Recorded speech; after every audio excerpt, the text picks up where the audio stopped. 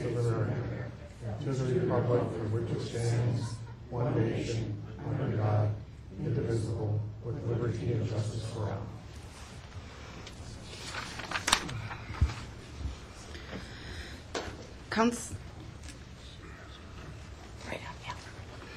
Councillor Olson.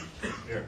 Councillor Fennessy. Here. Councillor Bender. Here. Councillor Sweeney is excused. Councillor McDonald. Councillor Manzolia. Councillor Finsland. Councillor Herrick. Councillor McKenzie. We have a quorum present. First item is selection and seating of the 10th District Councillor. You had in your packets the only letter of interest from Esther Dahlbeck. Motion to approve, Councilor Dahlbeck. Second. For the motion and second, all in favor signify by saying aye. Oh, I'm sorry. I wanted to say something Okay. first. There was a very nice letter to the editor this morning in the Telegram. I know a lot of feedback here. I'll stand back farther. And this is return Dahlbeck to council. I've known Esther Dahlbeck for many, many years. She's a former city councilor and a big booster of Superior's historic North End. At tonight's city council meeting, Esther should be picked to fill the 10th district spot left vacant by the passing of the late, great Bob Brown. He'd be pleased. Good luck, Esther. And it's from our last replacement, Lou Martin. So I thought that was fitting to read that. I saw him And I still vote aye. well, I saw him last night, Lou, and he said he had written that. That's very nice. All in favor signify by saying aye. Aye. Opposed? Can I just clarify one thing? This is your original intent when it was first brought up in August was to fill it through 2014 and then have a special election. Mm-hmm. Is that still the intent? Yes. Okay, thank you. I'm going to swear Esther in, then if Esther Okay. will come on.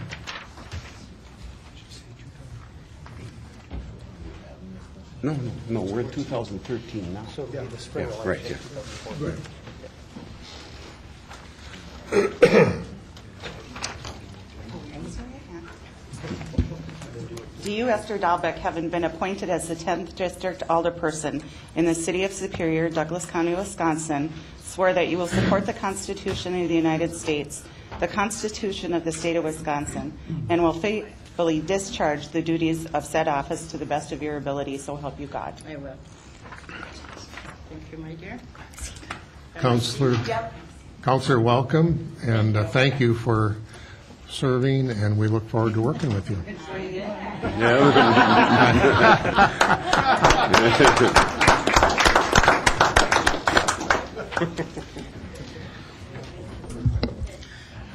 Dan? Mayor? Counselor? Esther, if I could, while you're making your way down, I know that you do this to me every meeting anyway, so I'm going to give you an ink pen now. Oh, yes. And I'm going to keep track of it.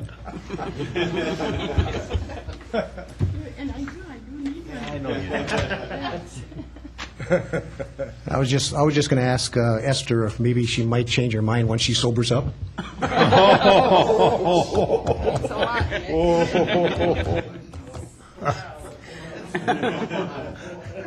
Moving right along. Councillor Bender, do you want to do your presentation?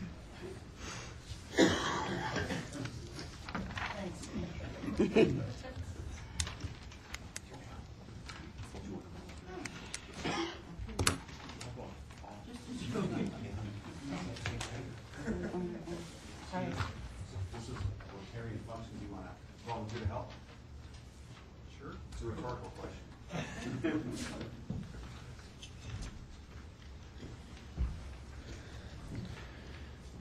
And I'm Warren Bender, and I'm here on behalf of the Lake Superior Dragon Boat Festival that was held August 23, 24 at Barker's Island. And it's been the custom of Lake Superior Dragon Boat Festival to give a small token of our appreciation. And believe me, this is just a small token of our appreciation in comparison for all the work that is done by the police department and also Parks and Rec and Public Works too, but Public Works not getting a check. So I will ask the police chief and Parks and Rec director Mary Morgan to come forward at this time, and I will ask our three other Rotarians here to help.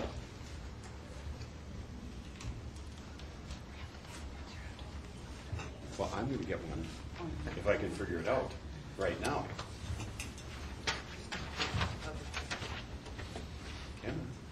Ken? Linda's going to Okay. I'm going to take one right now, too, so I can have one. Let's make a good screensaver. Let's see. What does this say? A little further. Oh, that looks even better. Great, thank you.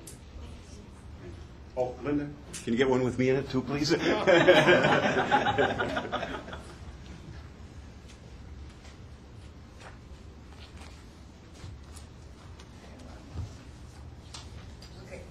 you. All right. Thanks. And again, here are the real checks. There's one for $500. Here's one to the Superior Police Department. And here's one to Superior Parks and Rec. And thank you both. And I was reminded to make sure that I said that this is on behalf of the Lake Superior Dragon Boat Festival, and the 3 Rotary clubs that participate in this are Superior Sunrise Rotary, which is on the AM, meets in the AMs on Tuesday, Superior Noon Rotary, which is the Wednesday noon that the 4 of us are members of, and then also Harbortown Rotary in Duluth, which meets on Wednesday at 7 a.m. So once again, on behalf of the Lake Superior Dragon Boat Festival, thank you all.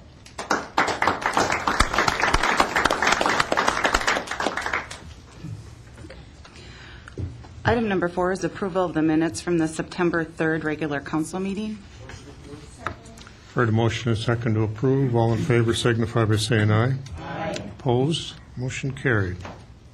Item 6 is a consent agenda. You do have on your desk tonight corrected minutes from the HRC meeting from September 16th, and also an additional referral from Councilor Mazzolia to the Public Works Committee requesting 2-hour parking on Winter Street between Tower and Ogden Avenues. Consent agenda as amended and corrected. Second. Heard the motion and a second. Councilor McKenzie? I just wanted to pull 610 for discussion. Questions?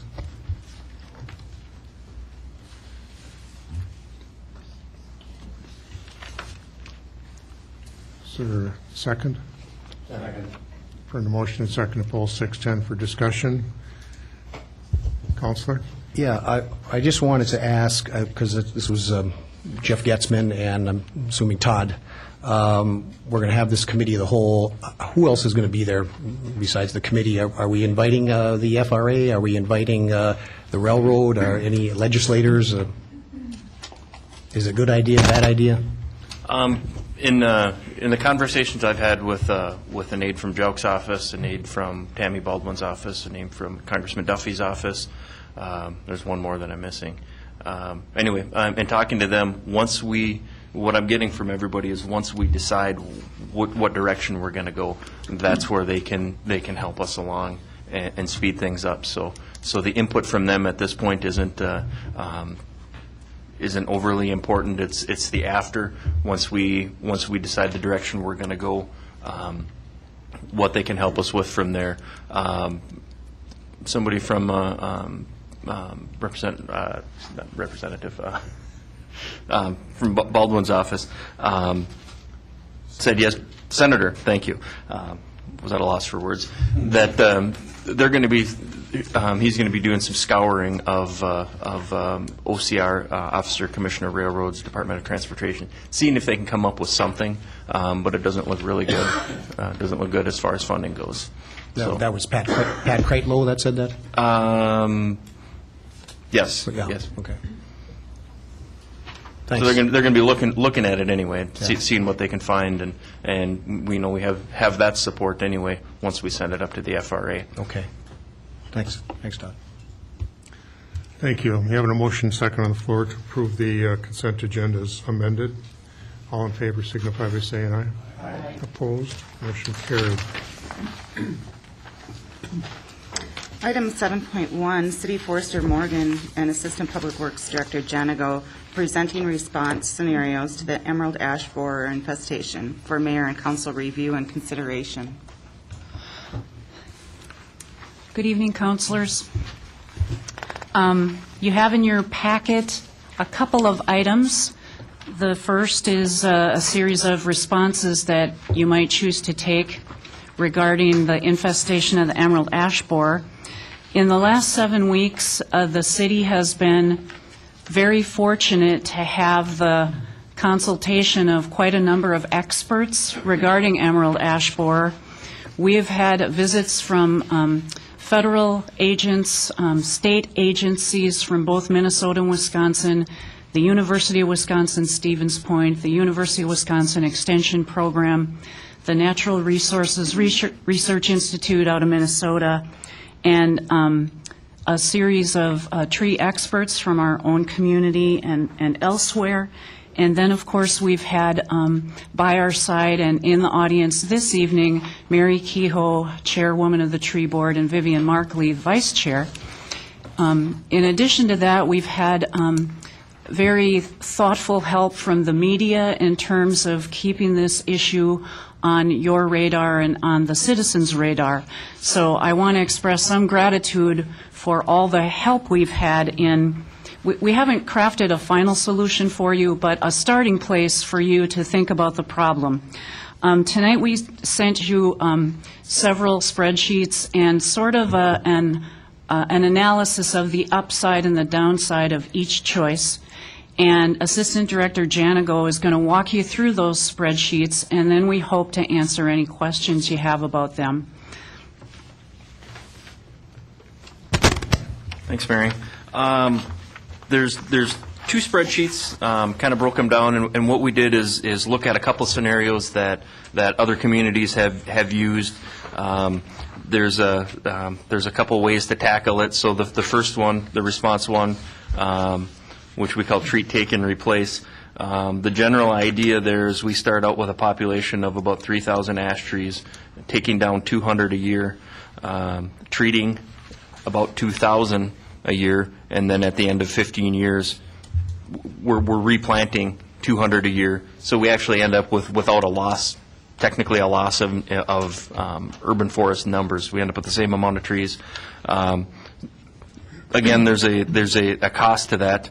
Year one, in order to treat 2,000 trees and plant 200 trees, it's the cost of about $194,800. I guess I don't know the best way to go through this for you. If you have any questions on either of the spreadsheets, the second response is just take and replace. I guess I'll go the notes on response one. We figured an average of $7.50 per diameter inch to treat, and that's having a contractor do it. That's kind of an average that Mary has come across. Can you repeat that figure, please? $7.50 per diameter inch. So if you've got a 24-inch diameter tree, $7.50 per inch. The cost of this does not include the stumping or disposal of the wood waste by city staff.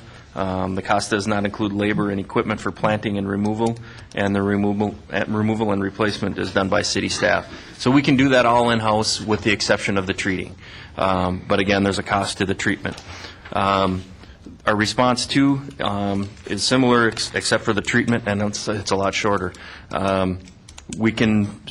Our crew can safely remove in year 1 in 2014 about 300 trees, step it up in 15 for 400, another 416, 417, and then 600 in 18 and 19, and then 300 in 2020. So that kind of cuts to the quick. We can do that all in-house. The ash trees are gone at the end of that 6-year cycle. We replant about 200 trees a year. That's what our Parks Department can handle. And the cost there is about $70,000 for the replanting. We usually plant about 100 a year, Mary? Yes. And then, so this would double that. So the $10,000 figure that you see is the additional root stock to bring it up to 200 a year.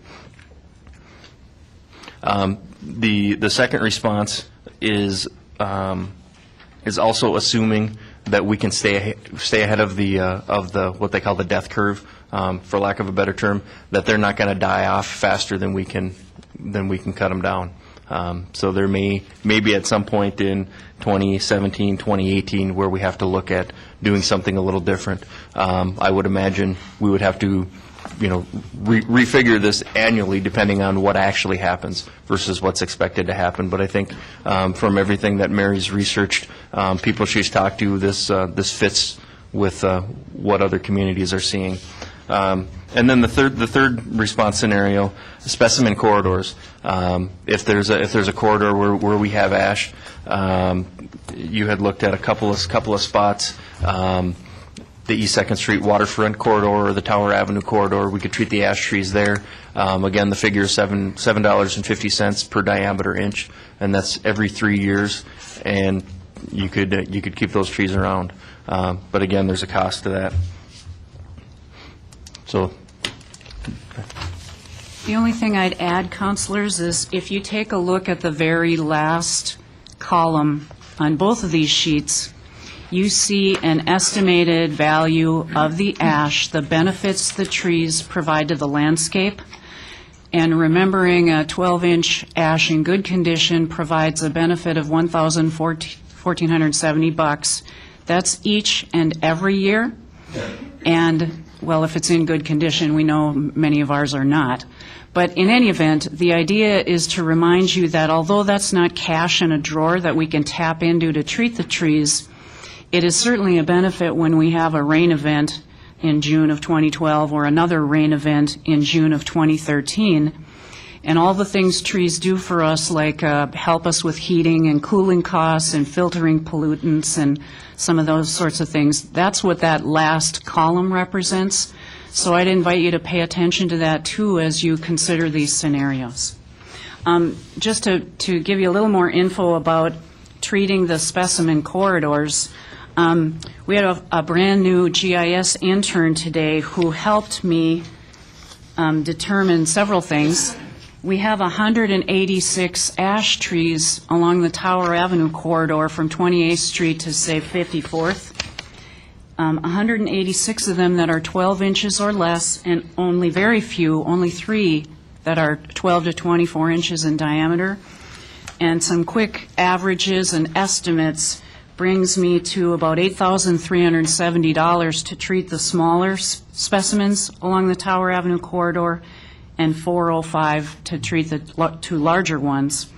In the case of the waterfront, we have 36 ash trees that are 12 inches or less, and 32 that are 12 to 24 inches, and that cost is in the range of $6,000 to provide a treatment to protect their lives for at least 3 years.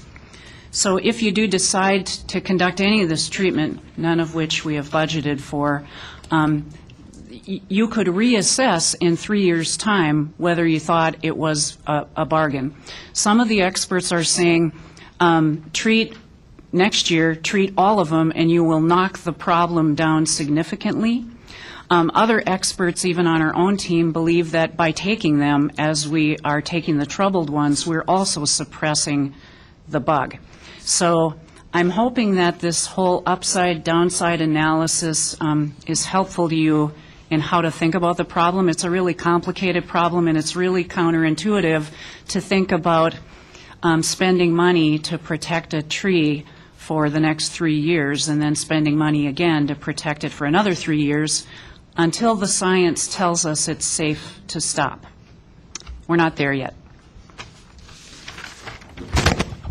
The only other thing I wanted to add, and if it wasn't already made clear in a letter somewhere, we're not looking for a decision on this tonight. We just wanted to present the information. Be more than happy to, if somebody wants to stop by, phone calls, whatever, we can go through this in more detail, explain things more, again, different, however. So just to kind of break the ice and get everybody thinking about what we're looking at. So, for example, if there's a financial component, you might want to consider your finance committee having a look at it. If you're looking for citizen input, you have a tree board who could help provide that for you. If you want staff to recalculate this in any other direction, we're willing to. And while, you can make a decision tonight if you're ready, I think Councilor Sweeney would prefer to be part of that discussion since he's the counselor on the tree board. In fact, he said as much last week. I would ask you, though, not to wait too too long. I think Mayor Hagan suggested earlier that maybe you would want to have more discussion at a committee of the whole meeting and maybe even invite the tree board to join you. You could also refer it to them. There's a lot of ways to think about this. But it would be good if we're going to treat or take for us to get started very soon, because that death curve is very sharp. And every forester in every quarantine county in this state came to a moment where they felt overwhelmed by the number of dead trees in their landscape.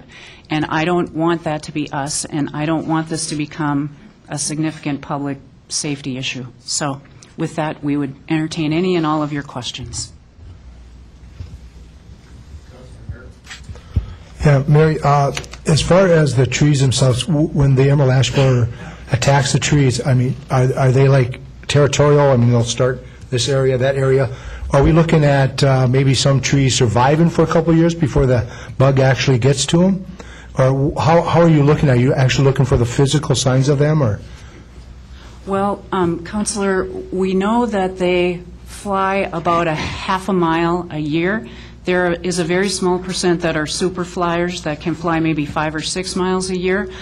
When the Wisconsin DNR learned that the infestation was not only in the north end, but also in Councilor Bender and Councilor Finsland's district, they ratcheted our year of infestation from 4 up to 5.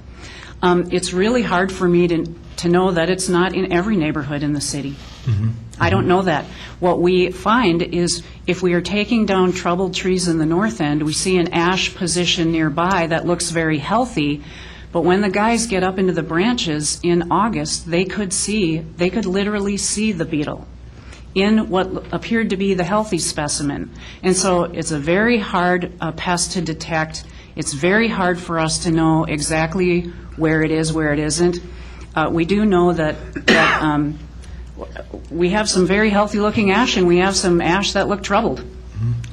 Are you able to, like in the wintertime, be able to determine if it's there, or is it something you're going to have to hold off in the wintertime as far as taking any trees or finding exactly if that tree's been infestated? Well, the only way to tell for sure is to send the specimen to the federal lab in Michigan. But in Councilor Bender's neighborhood, on about 17th and John, an entomologist from the state of Minnesota joined us, and he scraped one of the trees down to the ground, and we saw that larval tunneling. And what the DNR told me in that moment is when the tunneling is at the base of the tree, not the top, but the base, that tree is severely infested. So we know we've had a severely infested tree in Councilor Bender's district. Your question was, can we tell in winter? The only way we can tell, we have these 5 signs and symbols that we're looking at.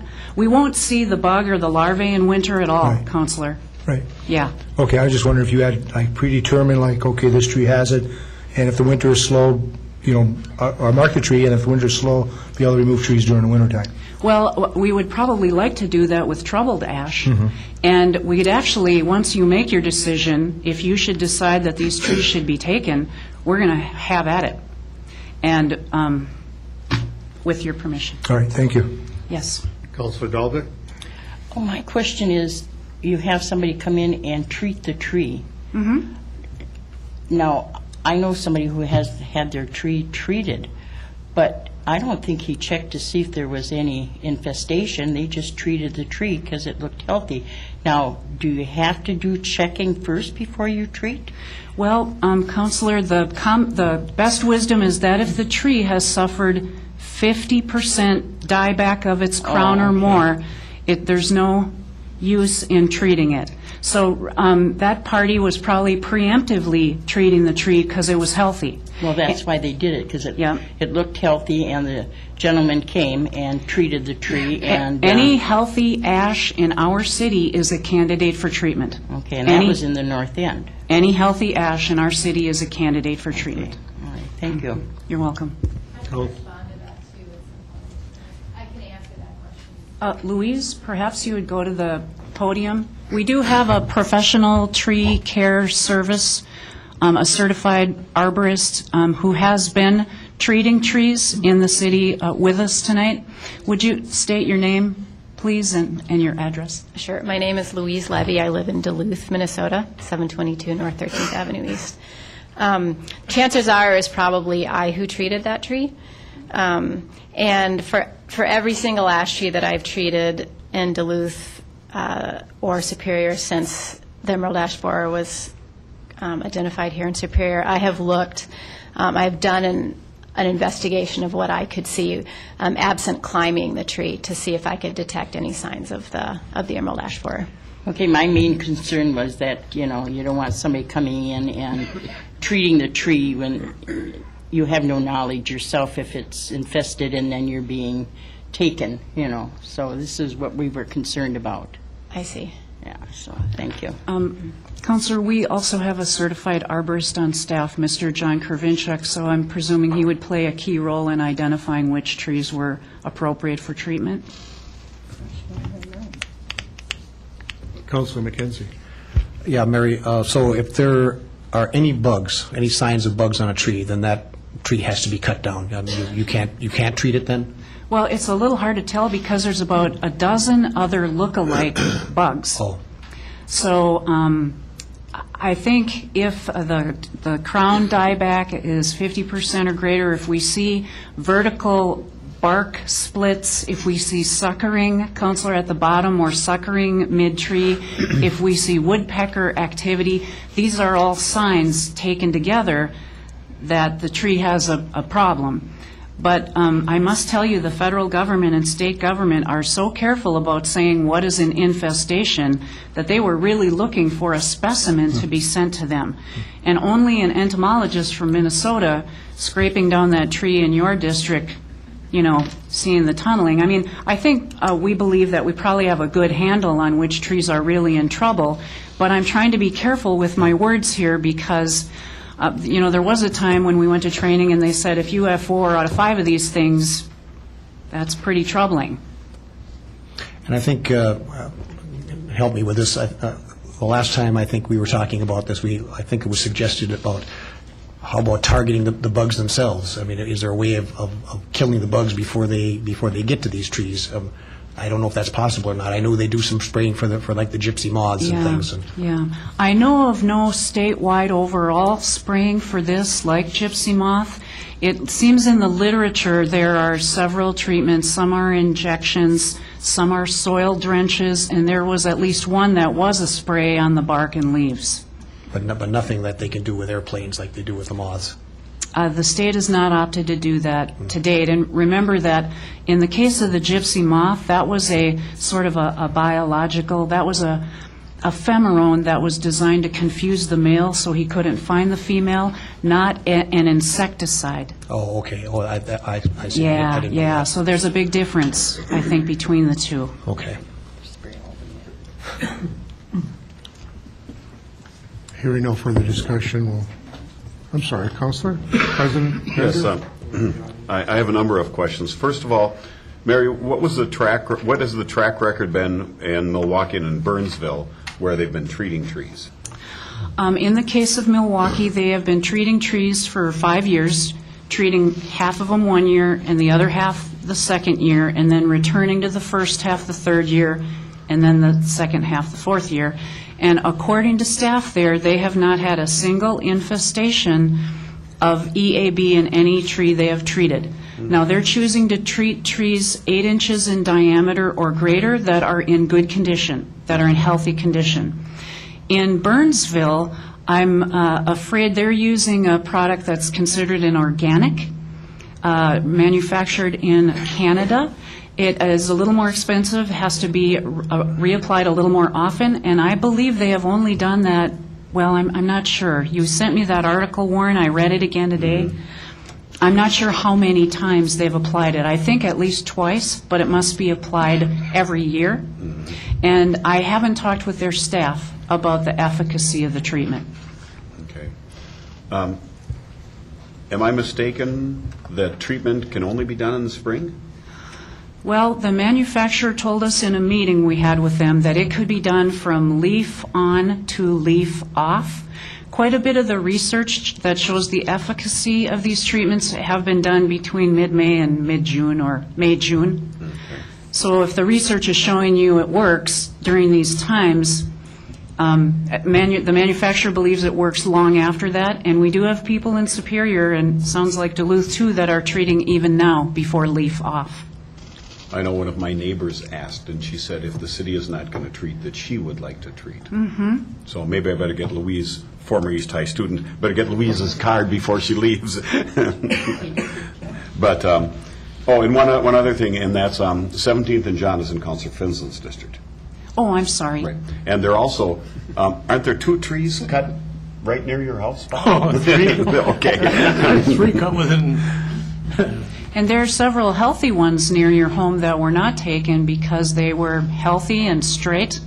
The ones near your home were leaning and looked problematic to us. Yeah. Sorry about the confusion about your districts. Yeah. Councilor Finsland. Yeah, Mary, if someone discovers a bug that appears to be an emerald ash borer, what should they do with it? My wife found one between the windows, between a screen and the window, when she was washing windows in front of the house the other day, and she brought it to me on a tissue, and I said, "Yep, that's the bug," because it looked just like the pictures. But I just squished it was already dead, but I just squished it and threw it in the garbage.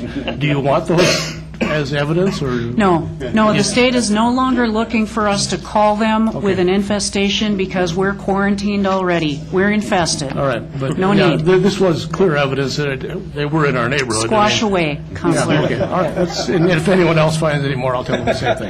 Thank you. Yes, sir.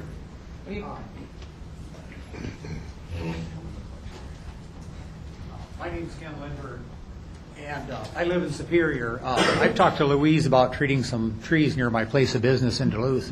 And my question is, the wasp that doesn't sting people is being promoted by various agencies, and I wonder if Louise or anybody else has some information about that, and if there is a chance that it's going to be disseminated around the country, it would make sense to go slow on the tree cutting just in case the insecticide and the combination of the wasp, can rescue our trees. In recent weeks, we learned from an entomologist from the state of Minnesota that they may opt to experiment with the wasp in the Mississippi River area, and it sounded to me as though it might be more appropriate for a woodlot, which piqued my interest about the Superior Municipal Forest. But my understanding is that the findings are not yet firm enough for us to know if the wasp is going to work. And so I can't recommend it at this time for the urban trees that are situated over sidewalks and roadways and in parks. But as we learn more, the DNR told me they would connect me with the person in our state who might have the most knowledge about that. I've not yet heard from her, but I think the municipal forest might be the place we would want to experiment with that. That's what I know about that, sir. Yeah. Councilor Fennessy. Yeah, Mary, just real quick, you talked about the estimated value benefit of these ash have, 3.5 million or whatever it is. And as we start reducing that population, we'll lose that. But we're also talking about replanting. At what point, maybe you don't even know, would we start recouping some of that value of the new plantings, to where some of that benefit will start catching back up? The trees that provide the most benefit in the landscape, Counselor, are the largest trees. They take up the most water, they filter the most pollutants. When we conduct our replanting, the replanting that you're looking at this evening, we'd be replanting a tree that's 1.5 inches to 1.75 inches in diameter, which is why we didn't even know how to value such a small tree initially. I am presuming that it would be 30 or 25 or 30 or 40 years before those trees get to be 12-inch diameter in order to give you that $1,470 back. So we're talking about a long road to reestablish that value in the landscape. Councilor Olson. Mary, these other cities that we're talking about, where has their funding come from to do this, when we're talking about not having funding source yet? Yeah, in the case of Milwaukee, they actually, when they began, they convinced their leadership that they should use some of their capital equipment funds to treat the trees, because for them to lose 28,000 ash in a couple of years would have cost them $27 million to remove them. Right now, they're spending $1 million to treat them a year, each year, but the take then is slower. They're preserving the health of those trees 3 years at a time, so they don't have to take them all down. So in that case, they used some internal funds they had allocated for something else and reallocated it here. In the case of Romulus, Michigan, they did the same thing. They raided their capital improvement program to take down trees and not even replant, just to take them down.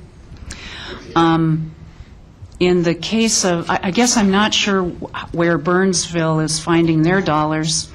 In the case of Minneapolis, they are opting not to treat because they do not favor the insecticides.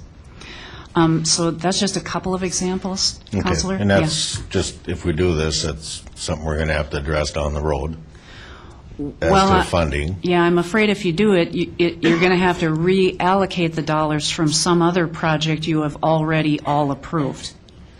Right. That's is my best recommendation, and that's painful. That's not going to be a very palatable answer either. I understand. Couple more questions. Sure. What are we replanting with if we decide to replant? Oh, that's a great question. The year before last, we ordered 8 different species. We're a little bit constrained because of our zone and our soils, but we'd be replanting with things like honey locust, linden, disease-resistant elm. We tried some oak. We tried some Kentucky coffee tree, Japanese tree lilac. I think we would be replanting with quite a wide variety in order to continue to diversify the urban forest. And you didn't hear me mention maple. We feel like we are overstocked on maple, but we might choose some linden, American basswood. But we would do our very best to choose a real variety of species, but probably not including maple, although we do plant maple when our tribute tree donors ask for it. Okay. And with, you complicated my next question with all the different trees that you're looking at. No, don't be sorry. What does a tree grow per year? I'm sorry, Counselor, they are all different. Yeah, they are I know all different. You created a problem for me, though. Yeah. I actually looked up the age of ash today, and there's quite a variety, but they apparently grow 200 years or 400 years, but their prime is like 120 to 175 in years, that is. Yeah. So I truly can't answer that without looking at each species. Okay, and then one final question. This is more where I'm at with it. If we're looking at spending $195,000 to treat, take, and replace in the first year, and you're telling me that we need to retreat these trees every 3 years. You could opt not to. And they will die. You could assess it in 3 years. I mean, that's what we know from the science and the research today. And so that's what we felt obligated, and it was the only responsible thing to do, is to tell all of you you'd have to retreat them. But the truth is, as we go, the science is going to get better, the products are going to get better, and the knowledge is going to get better. But yes, continue. My point being is, I don't want to cut down a tree any more than anyone else does, but as a counselor and trying to figure out how we are going to come up with money when we have a lot of other issues on the table, on the plates of everybody in this room. Mm-hmm. Does it make sense? And I guess you don't have to answer this, but does it make sense to treat, assess, retreat, assess, retreat, assess, cut the thing down?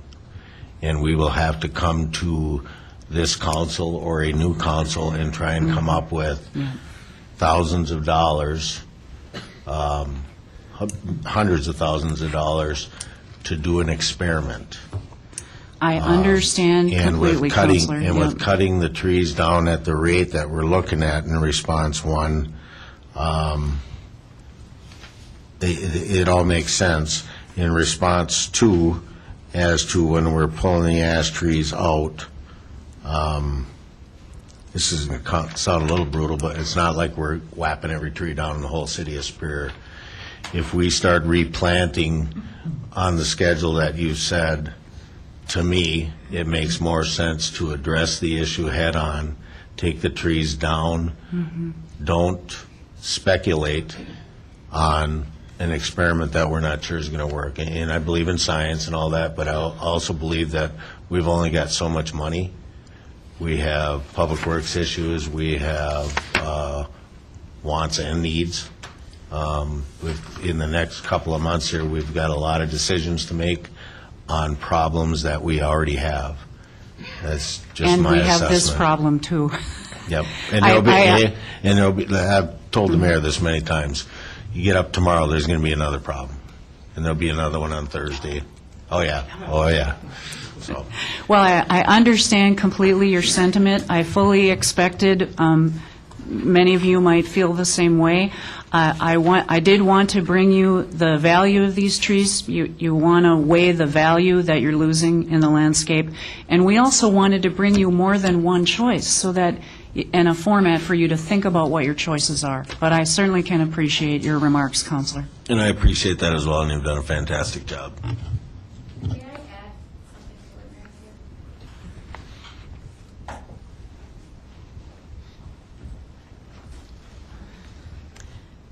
Counselor Olson, recall the figures that Mary gave, the cost for removing everything and the cost for treating with potential subsequent removal. The strategy for municipalities to use chemical treatment along with removal came about fairly recently, and it was all through experiences since 2002 when the insect was discovered in Detroit. And as municipalities have learned along the way in those 11 years what the costs have been, what we began hearing in my professional circles only about a year and a half ago was that municipalities were using chemical injection as a way to stage removal, because the removal and the disposal is much more expensive and comes in a flood than being able to stage the removal with the use of chemicals. You can also think about chemical treatment analogously to treating American elms for Dutch elm disease. Some of these ash trees will survive, and as the population of the insect peaks and then declines, the potential that the ash trees that were treated will actually make it through the infestation and survive into old age, shall we say, increases because the population of the insect decreases. So remember the numbers that Mary presented about no chemical use and the volume of wood that has to be dealt with and the timing of that volume of wood compared to including the strategy of using chemical treatment. So it's different strategies to consider. Okay. Yep. I do have one more question, though, if I might.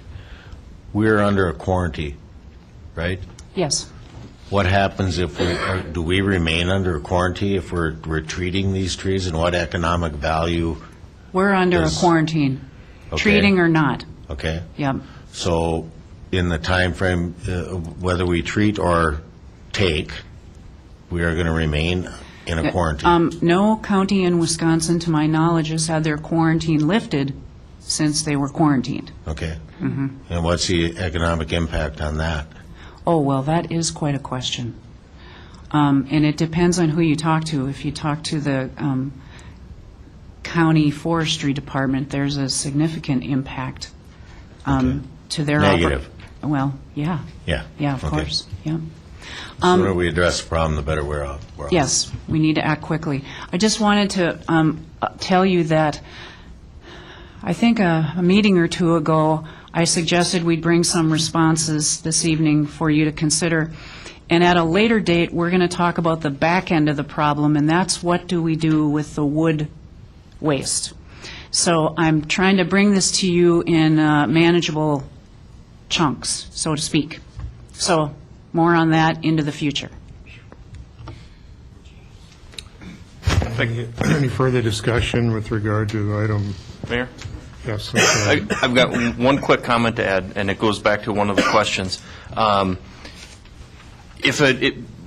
The criteria that the Parks Department is using is like a 50% dieback and suckering, and a tree that's got the tunneling down at the base. If a tree, again, I think that's where Mary was going with the term infested, being very careful in how it's used. If a tree is infested in the top canopy and 10% or something like that, some of the top branches have the beetle and they're treated, that tree will survive and you will get rid of the bug in that tree. So if there's a bug in the tree and it's injected or treated, the ones that we would treat would still survive. I mean, they would be the 80 to 90% healthy trees. So it's not an all or nothing in that case. So thank you. Any further discussion on 7.1? 7.1 is informational. I am looking for a little direction about how you want to continue this discussion when Councilor Sweeney rejoins you. So let's see, the second, your committee of the whole is 15. So do you want to continue the discussion at the committee of the whole? Let me make a suggestion. Yes, sir. 7.1, you're not looking for any action, it's informational discussion. Shall I suggest that you would have this as a standing item because of the updates and the rapidity of this particular measure moving along, so that keep it as a standing item on the agenda for updates and discussion? Well, I would be looking for a decision from the council either at the next meeting or the next meeting about which direction they want to go in. I thought 7.2 was the direction you're looking for. Well, ultimately, Mayor, we're going to need to know if we're going to be taking these trees down or treating them, and we need to know that at some point into the future.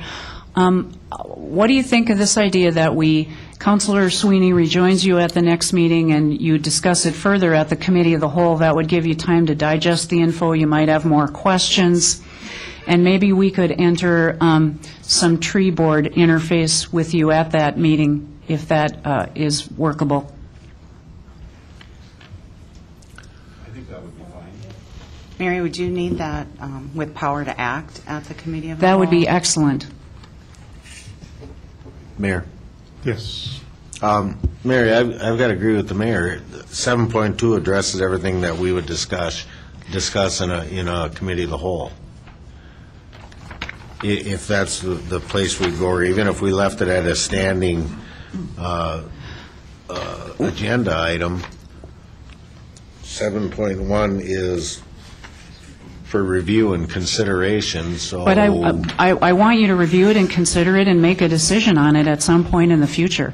Because just taking the troubled trees, Counselor, it will not work. Okay. Yep. Frog, I have a question for you, if you would, please. Can we hold this in I want to say committee, but that's not the right word, but can we hold this item until the next meeting? Sure. So... I think that's pretty consistent with your suggestion. So I make a motion that we table this. Would that be proper? Well, perhaps you would refer it to the committee of the whole with power to act. Okay. I make a motion to refer this to committee of the whole with power to act. Motion and multiple seconds. All in favor signify by saying aye. Aye. Opposed? Motion carried. Item 7.2, City Forester Morgan is requesting council action on the following policies regarding emerald ash borer in Superior. Requesting permission to waive the pesticide ordinance and posting provision to formally permit private residents to treat ash trees in the right-of-way. Conversely, requesting permission to remove any public boulevard ash trees that private homeowners ask to have removed. Requesting that you direct the city staff to establish a marshaling yard and receiving area for private residential ash wood. requesting that you approve operationally that all public ash trees will be chipped on site and transported to a marshalling area for disposal by the city, and requesting to continue taking troubled ash until the council makes a final decision regarding our response to the infestation. What is the pleasure? For the motion and second to approve, discussion, Councilor Olson? Item 1, requesting the permission to waive the pesticide ordinance. I didn't think this was a pesticide. Oh, yes. The injection is an insecticide. Even through injection? Oh, yes. Okay. All right. Further discussion? All in favor signify by saying aye. Aye. Opposed? The motion carried. Thank you. Item 7.3, Planning Director Cirque is recommending approval of a request by Dahlberg Light and Power for a permanent easement for power lines adjacent to city-owned property along Highway 2 in the town of Amacon, generally bounded by the road, the 22nd Road, and Laxon Road. For the motion and second, discussion? Hearing none, all in favor signify by saying aye. Aye. Opposed? Motion carried. Item 7.4, Public Works Director Getzman and Finance Director Vito are seeking approval to hire SAIC Energy, Environment, and Infrastructure, LLC, to provide solid waste consulting services to the City of Superior. The cost for the services for 4 phases of work is estimated at $89,195. Second. For the motion and second to approve, discussion? All in favor signify, I'm sorry, President Bender? I've put my hand behind this so you'll be able to see it. Might be reflecting off a surface. Anyway, I've already mentioned this, but I think everybody on the council should know this. And Jeff, first of all, was this the sole bidder? Yes, in this case, Councilor, it was. And we've selected this consultant for several reasons, and one of the probably most important is that this firm is directly related to Dr. Bob Larson, who was here earlier this summer. The vice president of the company is one of his former students, and Dr. Larson has actually been in consultation with Dave Yankee from SAIC several times on the telephone with the city, and both those gentlemen will continue to work on our issue for us through the winter here. So for continuity and for familiarity with our situation here, we thought that was gave some forward motion and continuity in terms of the study that we're trying to do here. Good. Then my second question was, and again, I've run this by you, but I think it should be mentioned for all the councilors, that the 3 portions of this and the time frame for them, they're not consecutive, but they're not concurrent, but rather consecutive. So at the most, it could take like 225 days or 255 days, I think it is. Right. Yeah, that's correct, Councilor. We're looking for him to start with the first phase right away this fall, and then once he gets an analysis of our current situation, he would go and do this waste shed analysis and finally put a valuation on the landfill. Yeah. Director Vito? Just as a follow-up to Councilor Bender, your question, and this is just for transparency and to make sure everybody understands, this did not go out for bid, if that was your question. And we do have the ability on service contracts to not go out for bid in our city ordinance. So I just want to make sure that's very clear. And as Jeff did allude to, there are actually a number of reasons that we've chosen going with SAIC. And I'm glad you brought up the time frame of this, because the 3 phases will take some time. And I think in the best case scenario, the first 3 phases we might have done by mid-May. And at the worst, I'm sorry, let me back up.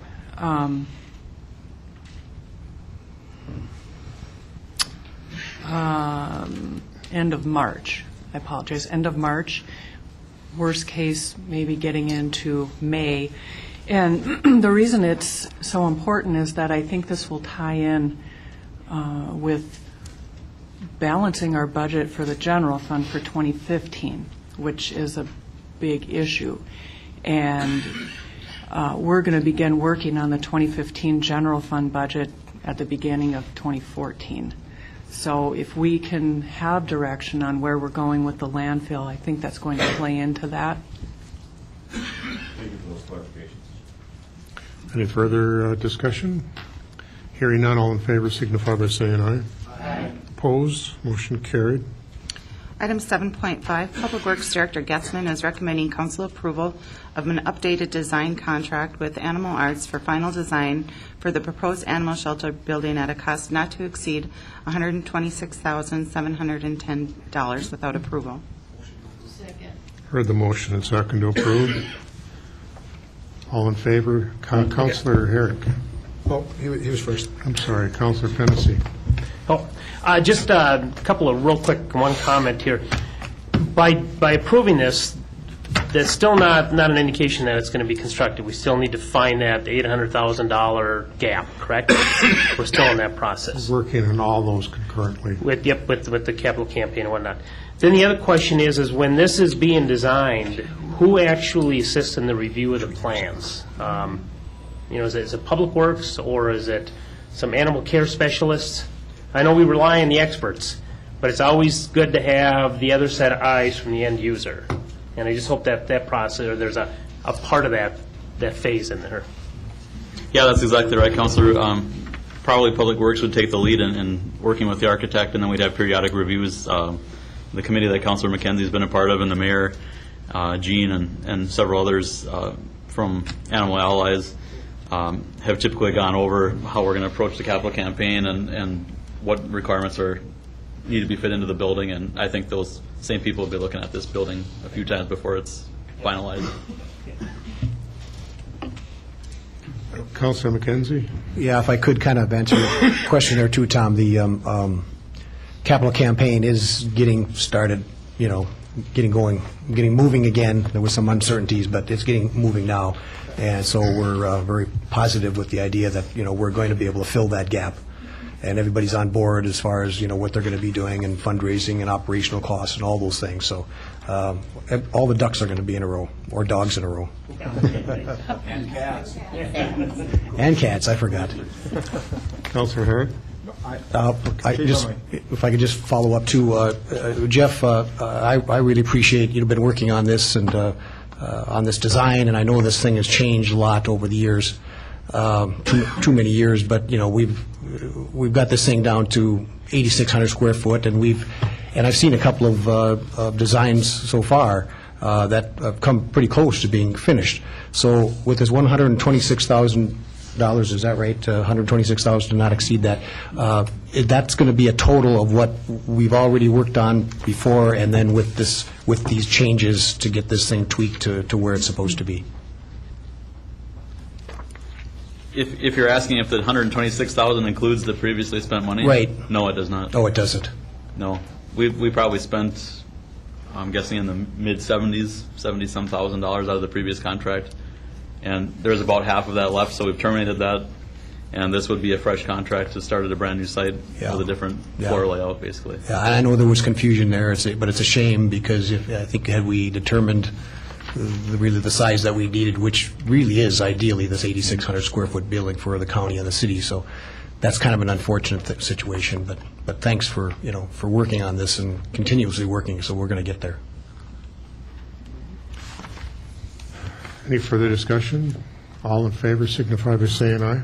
Aye. Opposed? Motion carried.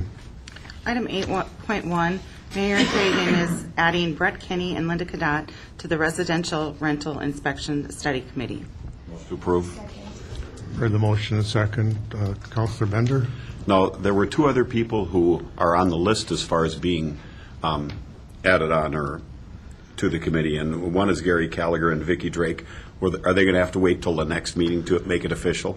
I don't think they made it to the clerk's office in time for the recommendation. Okay, so. And I also believe the chief is going to be added to that particular committee. So two chiefs.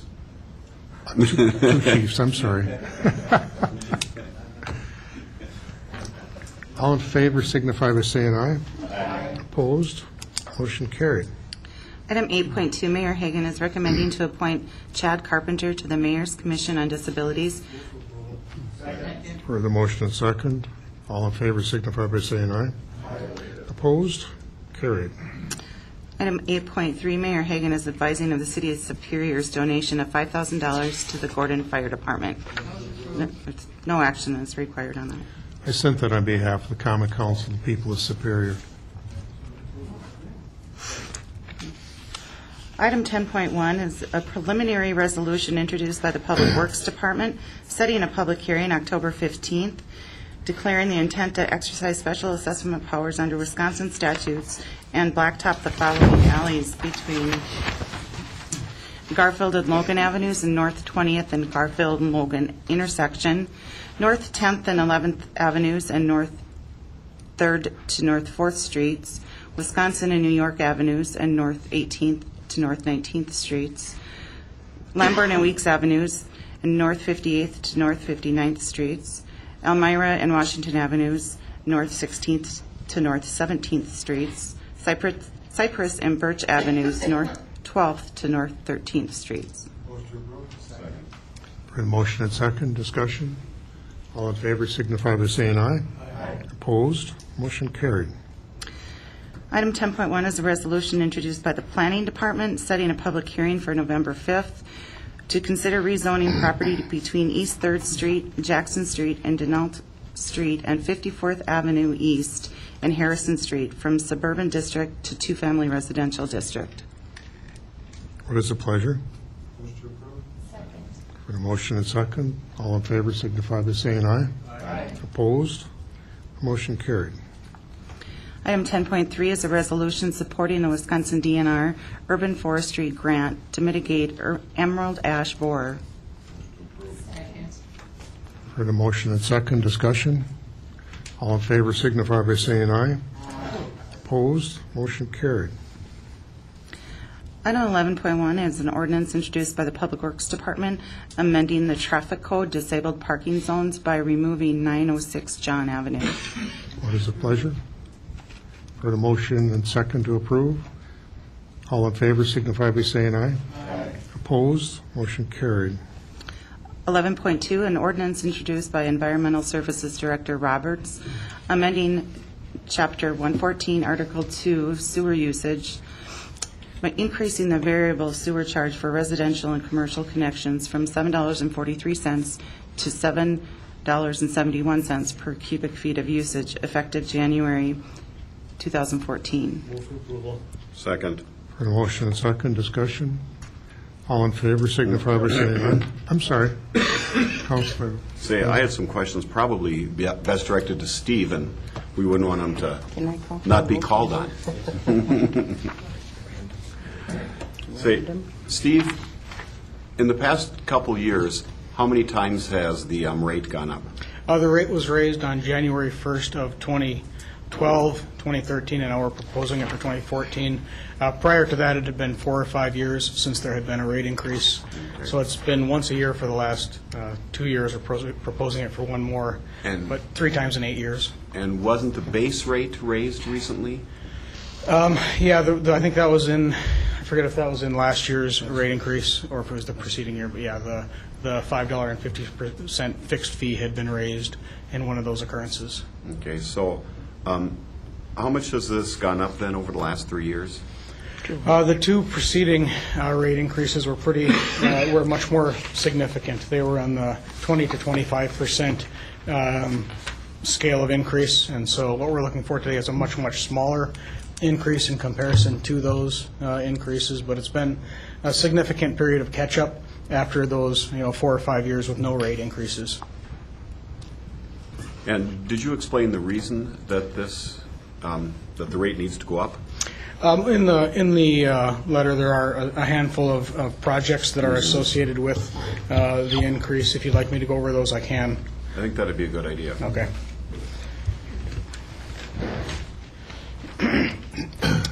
So the first of the projects that's listed is replacing our main plant pumps, and we have 4 pumps that convey flow through our plant, basically, for treatment. The pumps that we have been in service since 1958. They are now sort of well past, they don't owe anybody anything, so to speak. They're well past what they would have had as an expected useful life. It's not uncommon for us to have one or more of those pumps out of service right now. Actually, as it sits today, I think we have 2 of them that won't ramp up past 50%, as an example. And so they've gotten to the point where they need to be replaced. And what we're looking to do with that project is essentially replumb that building to provide a better configuration of pumps, not just replace them with 50-year-old technology, but make some improvements so we have a more effective and efficient pumping system. And that covers about, that would amount to about 12 cents out of the increase. Additional projects are, we want to do a direct connection from our final clarifiers to our ultraviolet disinfection system. We recently made upgrades to disinfection where we replaced our chlorine-based disinfection system with an ultraviolet disinfection system. When that project was contemplated, there were options to either include that rerouting of flow at the time that the project went in, or wait and evaluate to see if we in fact were getting some benefit from those tanks. What we have found is that we have algae that grows in there and other things that are detrimental to the process downstream, things that get caught up on strainers, et cetera. And so we do in fact need to carry through with that piece that had been sort of left undone from the prior project. That was about just a couple cents, so I guess a penny is what they're predicting, or what we're estimating in terms of the cost of the rate increase. We have to make some improvements to our HVAC system in the office building. What we have is a building that was originally constructed many decades ago. It had been retrofitted and remodeled about 20 years ago, and the HVAC system that was put in at that time has also reached sort of the end of its useful life. We've had a couple instances this summer where when the contractors came to do work to repair that system, they actually chose to walk away from the work and told us that we're better off replacing that system rather than spending money on the maintenance with all the issues that it has coming up. And so that's another 3 cents out of the rate increase. We have some combined sewage drainage improvements proposed. We have some areas that have localized bottlenecks, and so we have 3 cents out of that increase for those drainage improvements. And the last thing that we have is an inflationary adjustment, and that we've got at about 3%, which is less than the sort of 5% to 7% per year that had been referenced in the Soderberg report. And you'll find if you add all of those things up, the rate increase, the inflationary adjustment was 21 cents. And if you add up all those items, you're going to find that you come to a cost that's more than the 28 cents that we're asking for. One of the things that we were able to do is evaluate the amount of money that we had spent on prior year projects, and we had some cost savings as for projects that we had proposed in the last rate increase. And in combination with water usage exceeding the projections, there's about a 13-cent sort of credit that we had been able to apply to reduce the amount we're asking for this year. And do you have a forecast on what the rate increase might be for 2015 and 2016? Sure. As part of the attachments, there should be a table that's provided. What we see in the 2015 rate increase, our current forecast is about 50 cents for 2015. One of the major project there are some changes to our main plant in order to sort of eliminate it as a bottleneck, install auxiliary pumping to more fully utilize the combined sewer basin directly adjacent to the facility. And then in 2016, again, a bit smaller rate increase of 35 cents. Okay, so $1 and some change over like 3 years. That's correct. Councilor Dahlbeck? I'm just sorry I can't support this ordinance at this time, not with the economy the way it is. I have people who live on a very fixed income. I have families with husbands and wives working who live on a strict budget. It might not sound like a lot to some people, but it is to them. and I just can't support this at this time, and I would like a random roll call vote, please. Counselor Olson. Steve, could you tell us what an average cost per household would be on this? Sure. I'll answer that question kind of in two ways. The first is sort of a rule of thumb that per person, it's about 2 of the 100 cubic feet units that are billed in the variable rate per month. So what that means is for a single person, that would be about 56 cents per month, or a little less than 2 cents per day. For a couple, it would be $1.12 per month. And for a family of 4, it would be $2.24 per month. The other way that I would answer it is that in 2012, the average residential household had 4.63 of those CCF units per month, which is about $1.29 per month increase at those homes. And what if we didn't do these repairs? Well, there's a series of projects, I guess, that we need to do in sequence in order to comply with our permit. We've got some sanitary sewer overflow issues that we're dealing with, also some water and basement issues that we all know we've been dealing with as well. The 2015 project, the auxiliary pumping project, is going to be one that's very significant in terms of moving us forward and getting out from under the thumb of the SSO compliance. And so basically, if we don't move projects forward, what happens is the whole schedule slides. In our current permit, what we have is a requirement that we comply with SSOs by the end of the permit cycle. There are several communities that are under consent decrees for having SSO problems. We have been fortunate to stay out of that arena, but that is something that could happen if we don't comply within the permit cycle. So does that mean we have to do the projects next year necessarily? Perhaps not. But if we don't have it by the end of the permit cycle, we're likely setting ourselves up for some real problems. Councilor McKenzie? Yeah, I agree with Esther. There's a lot of issues, I think, that go along with this, and I totally understand, what you say, Steve.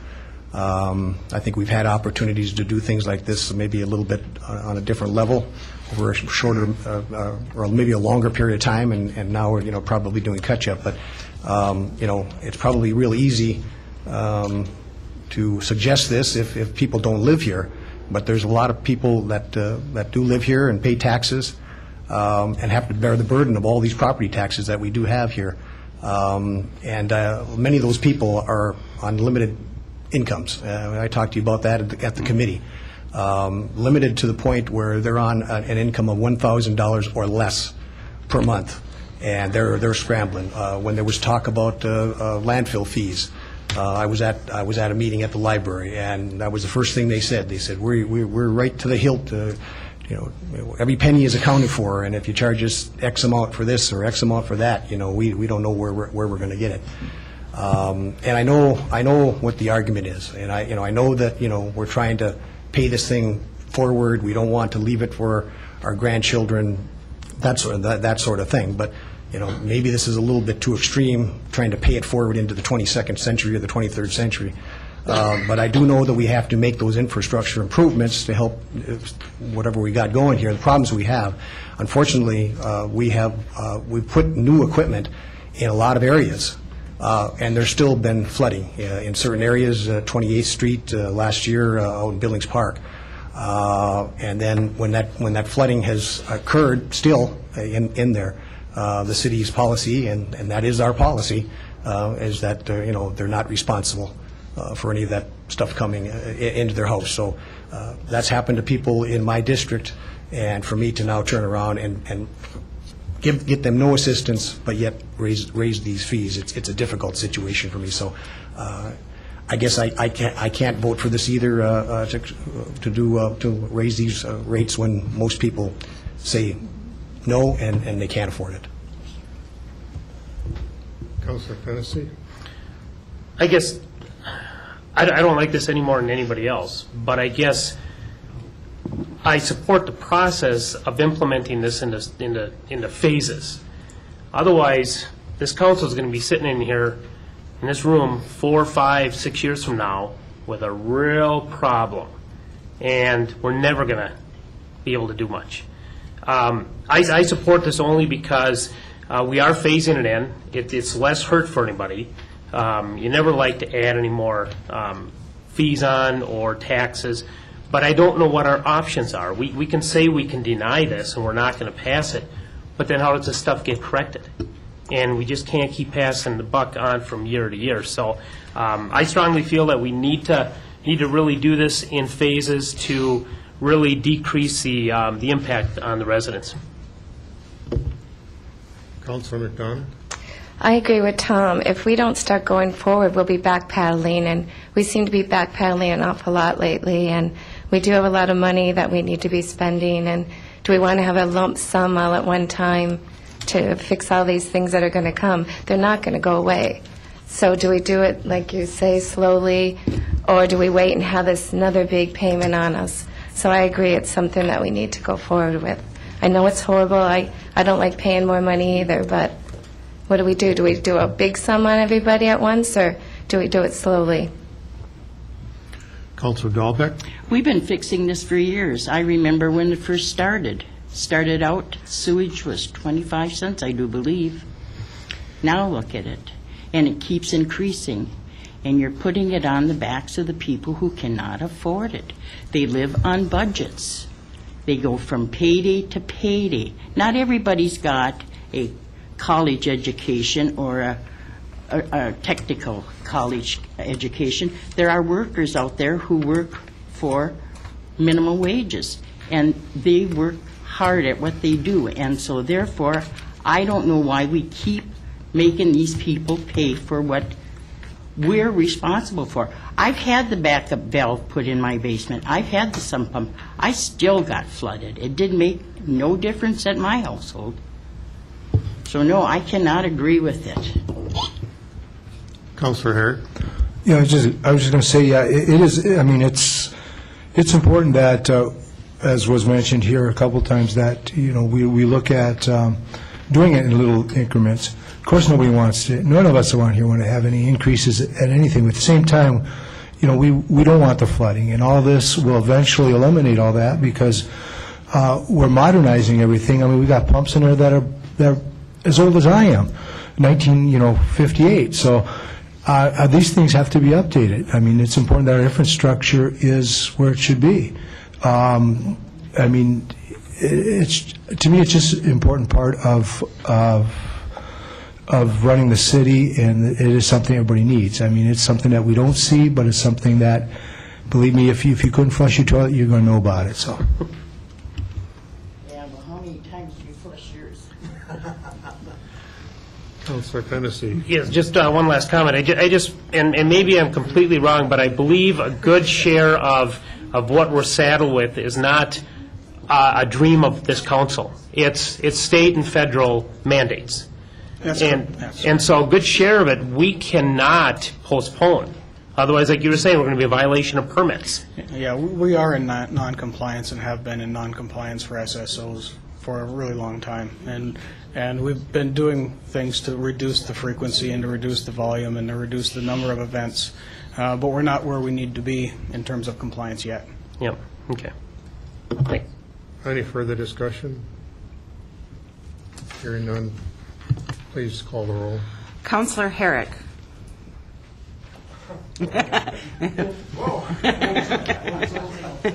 We rotate, so you're first. Councilor McKenzie. No. Councilor Dahlbeck. No. Councilor Olson. Yes. Councilor Fennessy. Yes. Councilor Bender. No. Councilor McDonald. Yes. Councilor Mazzolia. Yes. Councilor Finsland. Yes. 6-3. Motion passes. Motion carried.